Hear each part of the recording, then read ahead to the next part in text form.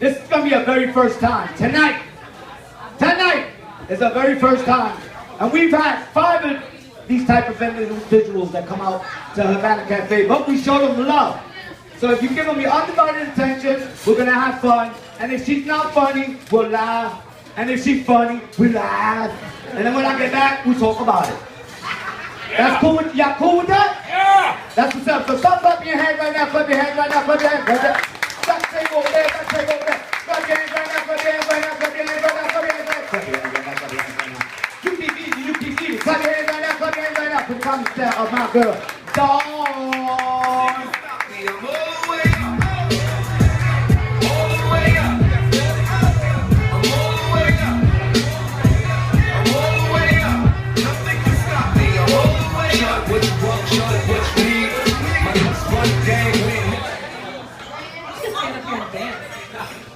Hi everybody, my name is Dawn, and in case you can't, I'm assuming you can tell from the blue hair and the tattoos, I'm a librarian.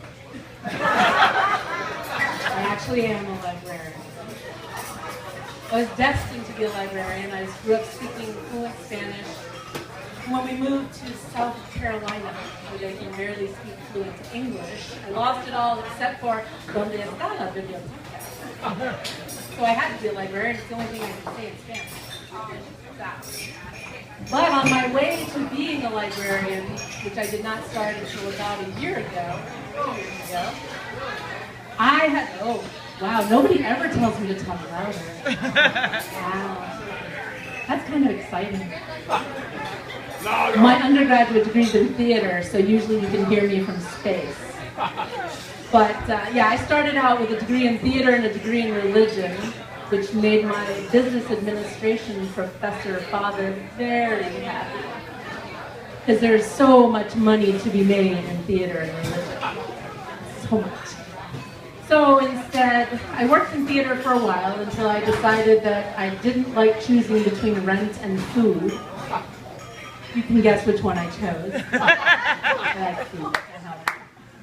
And I decided to work in retail, because that's a career choice that every little girl dreams of.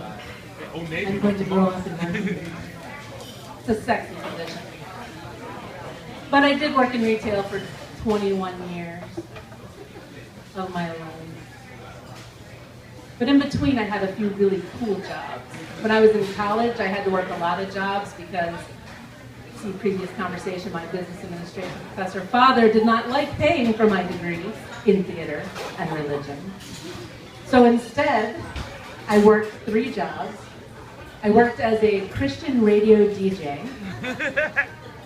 And the people who know me really well find that very entertaining. Because I'm being good because there's a child here. I work with teenagers for a living, so I've learned to sort of temper my normal personality. But I did that for a while, and this radio station had a contract with the local funeral home. And they had had this contract for like 80 years. And at noon every day, they read the obituaries on the air. It's South Carolina, I can't really explain it beyond that. And so at noon every day, I read the obituaries on the air. And I worked with some real smart Alex. And one day, they typed my obituary in the middle of it all. So I'm reading, and I get to... And I look up, and everyone who works in the radio station is on the other side of the window, dying laughing. So I skipped through mine, thank God, and moved on. And I loved that job, except for the obituaries. And then I worked as a drag queen. True story. I couldn't make this stuff up if I tried. I was working in a bar as an entertainer, and everybody was like, she's kind of big and tall. Is she a drag queen?